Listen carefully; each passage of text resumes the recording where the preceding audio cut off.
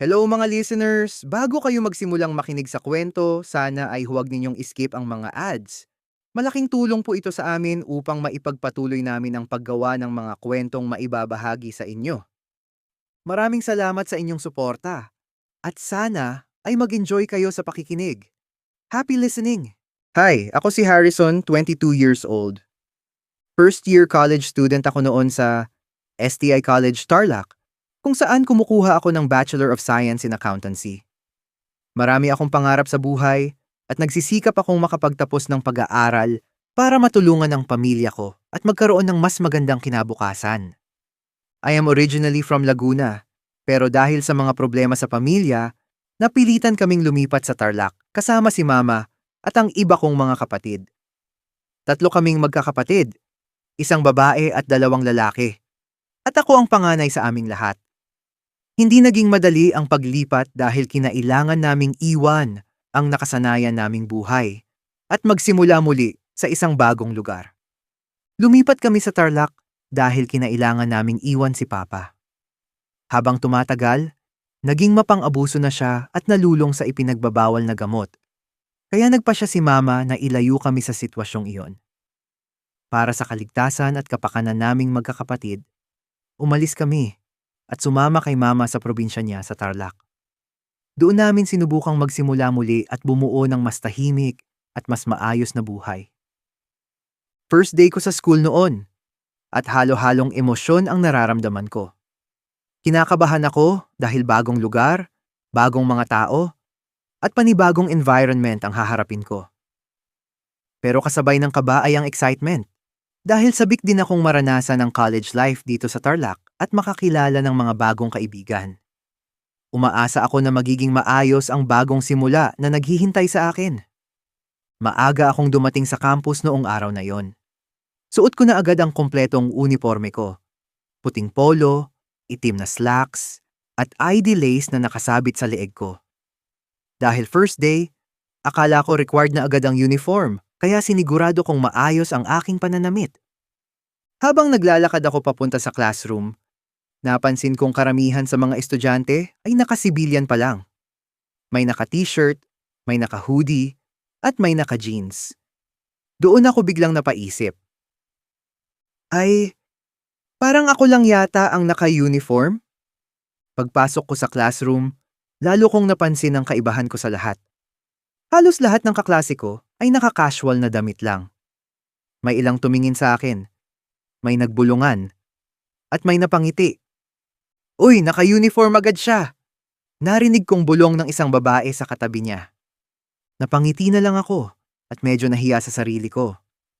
Gusto kong matawa dahil pakiramdam ko ako lang ang sobrang prepared para sa first day. Pero wala na rin naman akong magagawa. Nandito na ako at suot ko na ang uniform ko. Kaya umupo na lang ako sa isang bakanting upuan sa likod. At nagkunwaring normal lang ang lahat habang hinihintay magsimula ang klase. Habang inaayos ko ang bag ko sa ilalim ng upuan, may biglang umupo sa bakanting upuan sa tabi ko. Narinig ko ang mahinang paglapag ng bag niya sa mesa, kaya napalingon ako. Isang babae ang nakaupo sa tabi ko. Maganda siya at may friendly na ngiti sa mukha niya. Hi, ako si Maine. Sabi niya, habang inaabot ang kamay niya. Medyo nagulat ako, pero nakipagkamay agad ako. I'm Harrison. Sagot ko. First year ka rin? Tanong niya. Oo, sagot ko. Same, kinakabahan ka rin ba? Tanong niya. Napangiti ako ng konti tapos nagsalita ako. Medyo, sabi ko. Tiningnan ako ni Maine mula ulo hanggang paa, tapos bigla siyang napatawa. Sorry pero ikaw lang naka-uniform, sabi niya. Napakamot na lang ako sa ulo. Oo nga akala ko required na agad, sabi ko. Mas lalo siyang natawa, pero hindi yung nang-aasar. Yung parang natutuwa lang talaga sa sitwasyon. Grabe, ang sipag mo naman. Prepared na prepared, sabi niya. Hindi ko kasi alam na pwede pa pala magsibilyan, sabi ko tapos natawa rin ako. Kung alam ko lang na may mag-u-uniform, nag-uniform na rin ako para may karamay ka. Sabi niya sabay tawa. Salamat naman, sagot ko. Dahil doon, Parang biglang gumaan yung pakiramdam ko. Kanina kasi medyo conscious ako sa suot ko. Pakiramdam ko lahat nakatingin sa akin. Pero si Maine, parang ginawa niyang normal lang ang buong sitwasyon. Wala siyang pakialam kung ako lang ang naka-uniform o kung medyo nahihiya na ako. Ngumiti lang siya at itinuloy ang pakikipag-usap sa akin na parang matagal na kaming magkakilala. Habang nag-uusap kami, mas lalo kong napansin kung gaano siya kagaan kausap. Hindi siya awkward at hindi rin siya yung tipong mahirap pakisamahan. Sa totoo lang, parang mas ang dali niyang makapalagayan ng loob. Madaldal din siya at parang hindi nauubusan ng kwento. Ang dami niyang tanong tungkol sa akin, kung saan ako galing, at kung gaano nakatagal kaming nakatira sa Tarlac. Pakiramdam ko, gusto niya talaga akong kilalanin. Dahil sa kanya, unti-unting nawala ang kaba ko. Naging mas komportable ako sa loob ng classroom at nakalimutan ko na rin ang hiya ko tungkol sa suot kong uniform. Habang patuloy kaming nag-uusap ni Maine, biglang natahimik ang buong classroom. Unti-unting humina ang ingay at tawanan ng mga estudyante. Napalingon kaming lahat sa pinto nang may pumasok na lalaki. Siguro 40 years old na siya or higit pa. May hawak siyang folder at nakasuot ng eyeglasses. Diretso siyang naglakad papunta sa harap ng classroom habang nakatingin sa amin. Siya ang professor namin. "Good morning, class," bati niya. "Good morning, sir." Sabay-sabay naming tugon. Inilapag niya ang folder na hawak niya sa mesa at dahan-dahang tumingin sa buong classroom. Parang isa-isa niya kaming inoobserbahan na para bang sinusuri niya kung anong klaseng mga estudyante ang haharap sa kanya buong semester. Isa-isa kaming tinawag ng profesor para magpakilala sa harap ng klase. Nang ako na ang tumayo at lumakad papunta sa unahan, pakiramdam ko lahat ng mata ay nakatingin sa akin. Napansin ng profesor ko ang suot kong uniforme. "Dapat tularan ninyo ito. First day pa lang, naka-uniform na agad." Biro ng profesor namin tapos nagtawanan yung buong klase. May mga napangiti, may nagbiro pa, at may ilang pumalakpak. Alam ko namang biro lang yon at wala namang masamang intensyon si sir, pero hindi ko pa rin maiwasang mapahiya. Pakiramdam ko tuloy naging sentro ako ng atensyon sa unang araw pa lang ng klase.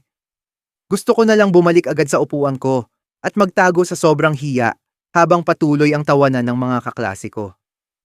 Katatapos lang naming magpakilala, isa-isa sa harap ng klase. Medyo naging mas relaxed na ang atmosphere sa loob ng classroom. Yung kaba at tensyon na dala ng first day ay unti-unti nang napalitan ng tawanan, kwentuhan at mahihinang bulungan. Tapos na rin ang nakakahiya kong sandali bilang uniform guy, kaya medyo nakahinga na ako ng maluwag.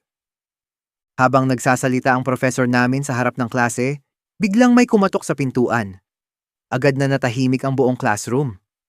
Naputol ang mga bulungan at tawanan ng mga estudyante. Lahat kami ay napalingon sa may pinto. Mukhang late ang kung sino mang nasa labas. "You may come in," sabi ng professor namin. Dahan-dahang bumukas ang pinto at lahat ng mata sa loob ng silid ay nakatutok sa taong papasok. "Sorry po, sir. Na-late po ako. Natagalan po akong hanapin yung classroom. Wala po kasing room number na nakalagay sa form ko." Agad niyang paliwanag pagkapasok niya. Bahagya siyang hinihingal, na para bang nagmamadali siyang makarating sa klase. Hawak niya pa ang mga gamit niya habang nakatayo sa may pintuan at naghihintay ng sasabihin ng profesor. Tahimik namang nakatingin sa kanya ang buong klase habang sinusundan siya ng mga mata namin, tapos biglang narinig ko ang mahihinang bulungan mula sa mga kaklase kong babae. "Ang gwapo naman niya. Grabe, mukha siyang Koreano." Ayan ang mga sinasabi ng mga babae ko na classmate. Napatingin din ako sa kanya at doon ko naintindihan kung bakit biglang nawala sa akin ang atensyon ng buong klase na kanina lang ay nasa akin pa. Agaw atensyon talaga siya, hindi dahil late siyang dumating, kundi dahil napakagwapo niya, maputi ang balat niya, matangos ang ilong, at halatang inaalagaan niya ang sarili niya. Malinis at makinis ang mukha niya at matangkad din siya. Sakto lang ang pangangatawan niya, hindi payat at hindi rin mataba. Simple lang ang suot niya, isang light gray na t-shirt at black jeans. Pero parang bagay na bagay sa kanya ang kahit anong isuot niya. Para siyang artista na biglang napadpad sa loob ng classroom. Pagkapasok niya, sandali siyang huminto sa may pintuan. Hindi siya agad umupo. Sa halip, dahan-dahan niyang nilibot ang tingin niya sa buong silid, na para bang naghahanap ng bakanteng upuan. Tahimik lang ang buong klase habang pinagmamasdan siya. Kahit si Sir, ay tila hinayaan muna siyang maghanap ng mauupuan bago ituloy ang klase. Pagkatapos ng ilang segundo, nagsimula siyang maglakad papunta sa likurang bahagi ng classroom. At doon ko napansin ang direksyon ng mga hakbang niya. Papunta siya sa hanay ng mga upuan kung saan kami nakaupo ni Maine. Bigla kong napansin na bumagal ang mga hakbang niya habang papalapit sa pwesto namin. Sa hindi ko maipaliwanag na dahilan, napatingin ako sa kanya. At sa mismong sandaling iyon, nagtagpo ang mga mata namin. Ilang segundo lang yon, pero pakiramdam ko ay mas tumagal pa. Hindi ko alam kung napatingin lang ba siya sa direksyon ko o talagang nagkatitigan kami. Basta ang alam ko, ako ang unang umiwas ng tingin dahil bigla akong nailang. Pagkatapos noon, nagpatuloy siya sa paglalakad hanggang sa makarating sa bakanting upuan sa harapan namin ni Maine. Dahan-dahan niyang inilapag ang bag niya sa mesa at naupo. At doon ko lang tuluyang napagtanto. Sa lahat ng bakanting upuan sa classroom, ang pinili niya ay ang upuang eksaktong nasa harapan ko. "Since you came in late, please stand up and introduce yourself to the class," sabi ng professor namin. Bahagya siyang napakamot sa batok at ngumiti. Dahan-dahan siyang tumayo mula sa kanyang upuan at naglakad papunta sa harapan. Agad namang natahimik ang buong classroom. Maging ang mga kaklase kong kanina pa nagbubulungan tungkol sa kanya ay tumahimik at nakatingin sa harapan. "Good morning everyone. Sorry I'm late," sabi niya habang napapakamot sa ulo, tapos nagsalita ulit siya. "My name is River Salvez, but you can just call me River. I'm originally from Pangasinan, and I just moved here last month. I enjoy playing basketball and running. That's all." "Thank you," sabi niya. Maikli lang yung introduction niya, tapos naglakad na siya pabalik sa upuan niya sa likod. Natapos ang buong klase nang hindi ko na malayan ang oras. Sa dami ng mga nangyari, parang ang bilis lang lumipas ng araw. Nakilala ko ang iba't iba naming professor sa bawat subject at nagkaroon na rin ako ng ideya kung ano ang aasahan ko sa buong SEM. Masaya rin ako dahil kahit first day pa lang, may ilan na agad akong nakilala at nakausap. Siyempre, isa na roon si Maine, na unang naging kaibigan ko sa loob ng classroom. Bukod sa kanya, may ilan pa akong mga kaklase na nakakwentuhan at nakasama sa mga simpleng usapan habang naghihintay ng susunod na klase. Si River naman, medyo iba kumpara sa karamihan sa amin. Sa unang tingin, parang hindi siya masyadong friendly dahil bihira siyang makipag-usap sa amin o kahit sa iba pa naming mga kaklase. Pagkatapos ng bawat subject, madalas siyang bigla na lang umaalis ng classroom. Hindi namin alam kung saan siya nagpupunta at babalik na lang siya ilang minuto bago magsimula ang susunod na klase. Pero thankful ako sa araw na yon dahil na-survive ko ang first day ko sa college. Dahil malapit lang naman ang bahay namin sa campus, naisip kong hindi muna agad umuwi. Gusto ko munang mag-relax at namnamin ang unang araw ko bilang college student sa Tarlac. Kaya imbes na dumiretso sa bahay, nagpasya akong dumaan muna sa plaza. Maganda ang panahon noon at mahangin ng kaunti. Marami ring tao sa paligid. May mga estudyanteng nagkukwentuhan, may mga pamilyang namamasyal, at may mga batang naglalaro. Bumili muna ako ng makakain bago ako pumunta sa loob ng plaza. Pagkatapos, humanap ako ng bakanteng bench at doon umupo para magpahinga.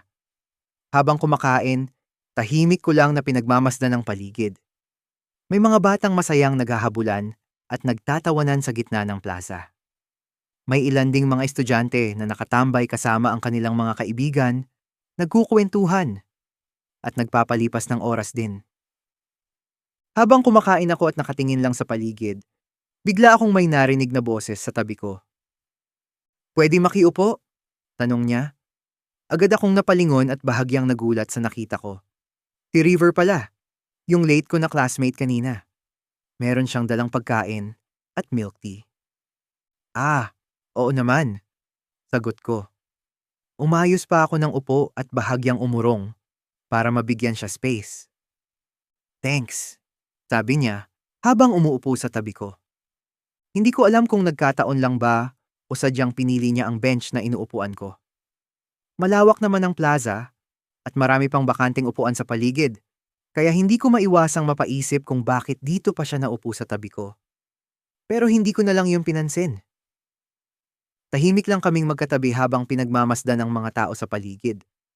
Maya-maya, humigop siya ng milk tea na hawak niya tapos nagsalita siya.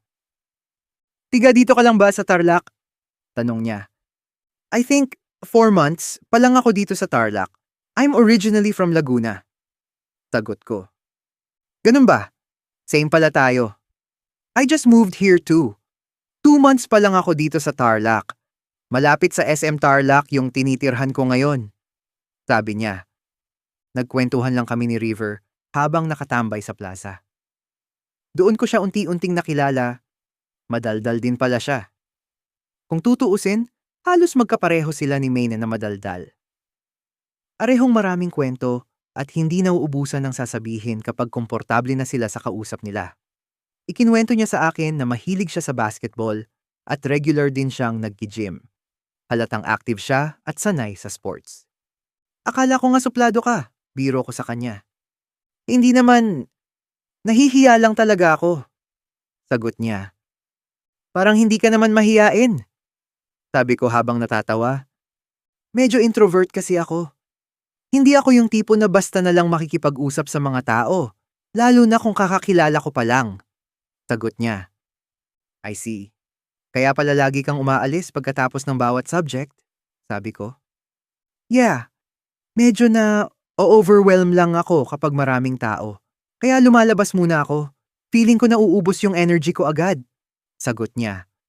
Tuloy-tuloy lang ang kwentuhan namin ni River habang nakatambay sa plaza. Doon ko nalaman na halos sa Australia siya lumaki. Citizen na kasi roon ang mama at papa niya, kaya doon sila matagal na nanirahan. Doon ko nalaman na halos sa Australia siya lumaki. Citizen na kasi roon ang mama at papa niya, kaya doon sila matagal na nanirahan. Kwento niya, maganda raw ang buhay nila noon. Maayos ang bahay nila, magaganda ang mga paaralang pinasukan nila. At halos wala silang problema. Pero nagbago ang lahat nang malaman ng mama niya na may ibang babae ang papa niya. 3 rin silang magkakapatid at tulad ko, siya rin ang panganay. Naiwan sa Australia ang 2 niyang nakababatang kapatid na babae dahil kailangan nilang tapusin doon ang kanilang pag-aaral sa high school. Siya naman ang sumama sa mama niya at lumipat sa Pilipinas. Habang nakikinig ako sa kwento niya, hindi ko maiwasang mapansin ang lungkot sa kanyang boses. At doon ko naisip kung gaano pala kami magkapareho. Pareho kaming galing sa pamilyang nasira dahil sa mga problema ng mga magulang namin. Pareho rin kaming panganay na kailangang maging matatag para sa pamilya. Hindi ko alam kung bakit, pero biglang nag-iba ang tingin ko sa kanya. Kanina, ang tingin ko lang kay River ay isang gwapong lalaki na tahimik at medyo mahiyain. Yung tipong varsity type na madaling mapansin ng mga tao. Pero habang nagsasalita siya at ibinabahagi ang mga pinagdaanan niya, mas naging totoo ang pagkatao niya sa paningin ko. At doon nagsimula ang pagkakaibigan namin ni River. Halos araw-araw kaming magkasama sa school. Magkatabi kaming kumakain sa kantin. Kapag uwian naman, madalas kaming sabay na maglakad palabas ng campus at tumambay sa plaza. Mabait si River at friendly naman siya kapag kinakausap ng ibang tao. Nakikisama rin siya sa mga kaklase namin at marunong makipagbiruan paminsan-minsan. Pero habang tumatagal, may isang bagay akong napansin. Sa akin lang comfortable si River. Kapag nagyayaya ang mga kaklase namin na kumain sa labas o tumambay pagkatapos ng klase, madalas tinatanong muna niya kung sasama ba ako. Kapag hindi ako kasama, hindi rin siya sasama. Hindi naman suplado si River pero hindi lang talaga siya madaling magpalapit ng tao sa buhay niya. Sa buong klase, ako lang yata ang naging sobrang close niya. Ako ang madalas niyang kasabay kumain, kasabay umuwi, at kasabay tumambay kapag may bakanteng oras. Ako rin ang unang nakakaalam kapag may problema siya o may gusto siyang ikwento. Dahil doon, lalo ko ring nakilala ang totoong ugali ni River. Sa likod ng tahimik niyang personalidad, isa pala siyang mabuting kaibigan, maalalahanin, loyal, at laging handang makinig. Kapag wala kaming professor o may mahabang vacant period, madalas kaming tumambay ni River sa plaza. Kaming dalawa lang palagi. Doon kami nagkukwentuhan tungkol sa school, pamilya, mga pangarap namin sa buhay, at kung ano-ano pang bagay na pumapasok sa isip namin. Minsan nga, hindi namin namamalayan ng oras dahil sobrang haba ng mga usapan namin. Dahil halos lagi kaming magkasama, napansin din yon ng iba naming mga kaklase. Unti-unti, naging biro na sa klase ang pagiging magkasama namin. Ito yung mga salita na madalas nilang sabihin sa amin ni River. Oy, andyan na yung magjowa. Oy River, hinahanap ka ng boyfriend mo. Harrison, boyfriend mo ba si River? Kayo na ba? Ilang months na kayo? Minsan naiirita na rin ako pero si River ay madalas nang ngumingiti lang or umiiwas ng usapan. At kahit paulit-ulit kaming tinutokso ng mga kaklase namin, hindi naman nagbago ang samahan namin. Grabe lagi kayo nai-issue ni River. Sabi ni Maine sa akin habang kumakain kami sa labas ng campus. Kaya nga sa totoo lang, medyo hindi na rin ako komportable sa mga tukso nila. Pero wala naman akong magagawa kundi tawanan na lang at huwag masyadong dibdibin. Ayaw ko rin namang umiwas kay River dahil lang sa mga sinasabi nila. Ako lang talaga ang pinaka-close friend niya at sa akin lang siya madalas sumasama. Sobrang introvert kasi siya. Sagot ko kay Maine. Maliban kay River, isa rin si Maine sa mga pinaka-close kong kaibigan sa school. Sa totoo lang, siya ang isa sa mga unang taong naging kaibigan ko noong lumipat ako sa Tarlac. Siya rin ang unang kumausap sa akin noong first day ko sa classroom, noong sobrang nahihiya pa ako dahil ako lang ang naka-uniform. Ang dami ngang may crush dyan kay River. Napakagwapo naman kasi. Hindi lang sa course natin. Kahit nga yung mga estudyante sa ibang course, maraming nagkakagusto sa kanya. Pero deadma lang talaga siya sa lahat. Baka ikaw talaga ang gusto niya. Sabi ni Maine habang natatawa. Baliw, hindi naman bakla yung si River. Mahiyain lang talaga siya. Sagot ko. Hanggang sa dumating ang second year namin sa college, mas lalo pang tumibay ang pagkakaibigan namin ni River. Mas naging busy man kami sa mga subjects, projects, at requirements, hindi naman nagbago ang samahan namin. Sa katunayan, mas lalo pa kaming naging malapit sa isa't isa. Dahil sa dami ng mga pinagdaanan namin bilang magkaibigan, pero kasabay ng pagpasok ng panibagong school year, may mga bagong tao ring dumating sa buhay namin. May mga bagong transferees, may mga bagong kaklase, at may mga bagong kaibigang unti-unting naging bahagi ng araw-araw naming buhay sa school. At isa sa mga bagong taong dumating sa buhay namin ni River ay si Danica. Hindi naman talaga bagong student si Danica sa school. Sa katunayan, second year college na rin siya noon. Pero kinailangan niyang huminto sa pag-aaral dahil sa financial problem. Matapos ang ilang taon, nakabalik din siya sa pag-aaral at ipinagpatuloy ang kanyang second year at naging classmate namin siya ni River sa ilang subjects. Mabait si Danica at madaling pakisamahan at sa lahat ng taong nagtangkang maging malapit kay River, si Danica lang ang tila nagtagumpay. Marami na kasing naging interesado na makipagkaibigan kay River noon. Hindi naman lihim na marami ang naakit sa kanya dahil sa kagwapuhan niya, pero kadalasan, hanggang casual na usapan lang ang kaya niyang ibigay sa ibang tao. Pero kay Danica, iba. Napansin kong komportable si River kapag kausap niya si Danica. Nakikita ko siyang tumatawa, nakikipagbiruan, at nag-o-open up din siya kay Danica. Mga bagay na bihira niyang gawin sa ibang tao. Masaya naman ako para kay River. Sa totoo lang, natuwa pa nga ako na bukod sa akin ay mayroon na rin siyang ibang taong naging kaibigan. Alam ko kasi kung gaano siya ka-guarded na tao. Sobrang selective niya sa mga sinasamahan at kinakausap niya. Kaya nang makita kong komportable siya kay Danica, wala naman akong naramdamang masama. Habang lumilipas ang mga araw, napansin ko na mas madalas nang magkasama si River at Danica. Noong una, okay lang naman sa akin. Hindi lang naman si River ang kaibigan ko sa school.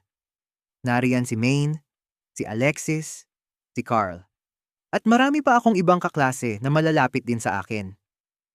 Kapag busy si River o kasama si Danica, may iba naman akong nakakasama at nakakausap.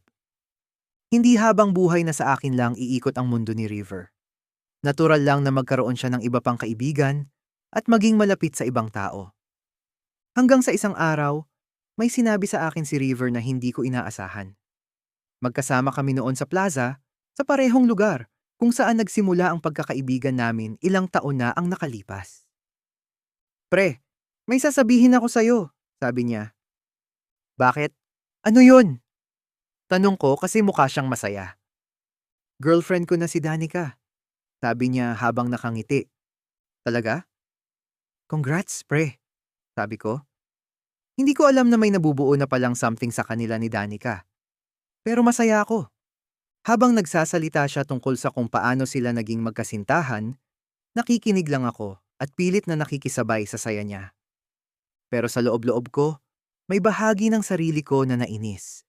Hindi dahil naging girlfriend niya si Danica. Masaya naman ako para sa kanya. Ang ikinainis ko ay hindi niya sinabi sa akin ang mga nangyayari. Hindi ko alam na nililigawan niya na pala si Danica. Hindi ko alam kung kailan nagsimula. Hindi ko alam kung gaano na sila katagal na nag-uusap ng mas malalim. Wala akong alam. At iyon ang unang pagkakataon na nangyari iyon. Sa buong panahon ng pagkakaibigan namin, halos lahat ng nangyayari sa buhay niya ay ikinukuwento niya sa akin. Mula sa mga problema niya sa pamilya, mga insecurities niya, mga plano niya sa buhay, hanggang sa mga simpleng bagay na nangyayari sa araw-araw niya. Nang maging mag-boyfriend at girlfriend na sina River at Danica, unti-unting nagbago ang mga nakasanayan namin. Hindi na kami madalas magkasama gaya ng dati. Kung noon ay halos araw-araw kaming magkatabi sa kantin, sabay umuwi, o magkasamang tumambay sa plaza kapag may vacant period, ngayon ay mas madalas ko nang makita si River na kasama si Danica. Natural lang naman yon. Magkasintahan na sila, kaya naiintindihan ko kung bakit mas gusto nilang magkasama. Sa una, wala naman akong naging problema roon. Masaya ako para sa kanila. Pero habang lumilipas ang mga linggo, unti-unti kong napapansin na namimiss ko na si River. Namimiss ko na yung sabay kaming kumakain tuwing lunch break, yung mga mahabang kwentuhan namin sa plaza, tapos aabutan na kami ng gabi. Yung mga gabing gumagawa kami ng projects habang nag-uusap tungkol sa buhay. Yung mga pagkakataong siya agad ang hinahanap ko kapag may gusto akong ikwento. Alam kong may sarili na rin siyang buhay at relasyon na gusto niyang pagtuunan ng oras.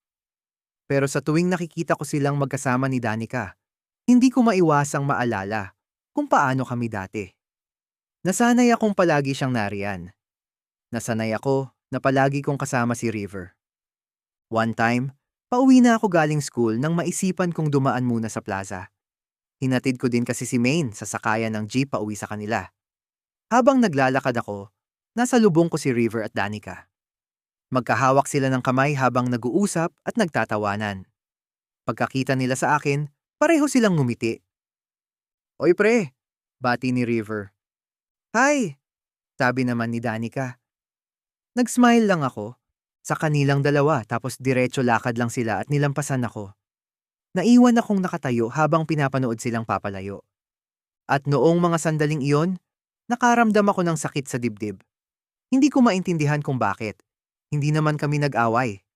At lalong wala naman akong karapatang magreklamo dahil girlfriend niya si Danica at natural lang na mas gusto niyang makasama ito. Pero kahit anong pilit kong kumbinsihin ang sarili ko, hindi ko maitanggi ang nararamdaman ko. Nasasaktan ako sobra. Lumilipas ang mga araw at mas lalo kong namimiss si River. Sa una, sinasabi ko sa sarili ko na baka namimiss ko lang ang pagkakaibigan namin. Baka nasanay lang ako na palagi siyang nandyan. Pero habang tumatagal, mas lalo akong nalilito sa sarili kong nararamdaman. Hanggang sa isang araw, hindi ko na kinaya. Katatapos lang ng huli naming subject para sa araw na yon. Isa-isang nagsilabasa ng mga kaklasiko habang nag-aayos ng gamit at nag-uusap tungkol sa kani-kanilang plano pagkatapos ng klase. Tahimik lang akong nakaupo sa mesa ko. Hindi ako agad tumayo. Hindi rin ako nagligpit ng gamit. Nakapatong lang yung ulo ko sa table. At hindi ko namalayan, tumulo na pala ang luha ko. Hanggang sa tuluyan na akong umiyak. Akala ko wala ng tao sa classroom. Akala ko walang makakakita sa akin. Pero maya-maya, may narinig akong pamilyar na boses mula sa likuran ko. "Hoy!" sabi ng boses. Napapunas agad ako ng mata at bahagyang napalingon at nakita ko si River. Nakatayo siya sa harap ko. Nagsalita ulit si River. "Anong problema? Bakit ka umiiyak?" tanong niya. Mukha siyang nag-aalala. "Wala," sabi ko tapos pinunasan ko yung luha sa mata ko. "Wala," sagot ko tapos pinupunasan ko ang mga luha sa mata ko. "Anong wala? Tell me. Ano ba talagang problema mo?" tanong niya. "Wala nga," sagot ko ulit. Agad kong kinuha ang bag ko at balak ko nang lumabas ng classroom. Pero bago pa ako makalayo, hinawakan niya ang braso ko, kaya napahinto ako. "Parang baliw ka naman. Ano ba kasing problema mo? Bakit ayaw mong sabihin sa akin?" tanong niya ulit. Medyo naiinis na siya. Napabuntong hininga ako. "Kung sasabihin ko ba, kaya mo bang ayusin?" tanong ko. Susubukan kong ayusin. Kaibigan mo ako, di ba? I am always here for you." Sagot niya, pero umiling lang ako. "Kalimutan mo na. Wala akong problema." Sagot ko. "Nakaka-bad trip ka. Ang hirap mong kausap." "Ano nga kasi yung problema mo?" sabi niya.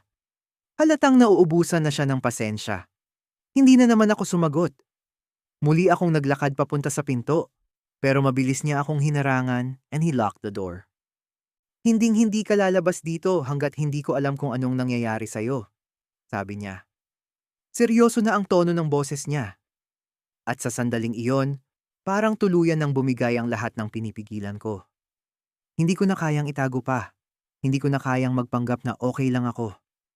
Napayuko ako habang patuloy ang pag-agos ng luha sa mga mata ko, tapos nagsalita ako. "Ikaw, ikaw ang problema ko," sabi ko. "Ako? Anong ginawa ko? Anong kasalanan ko?" tanong niya. Napapikit ako sandali bago tuluyang nagsalita. "Nami-miss na kita.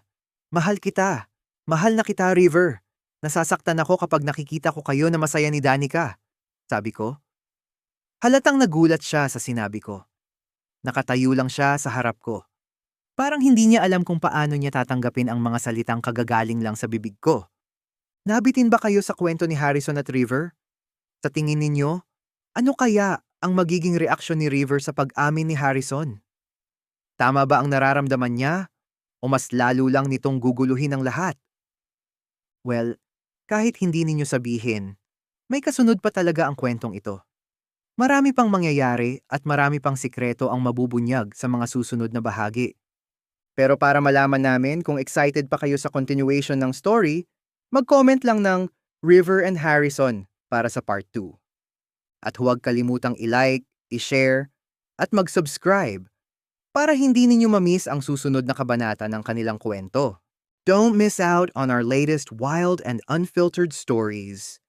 Subscribe now to The Vibe is Unfiltered on YouTube and follow us on X, Instagram, and TikTok at The Vibe is Unfiltered. For extra updates and more kwento, like and follow our Facebook page, The Vibe is Unfiltered. Stay tuned! Mas marami pa kaming pasabog na stories for you.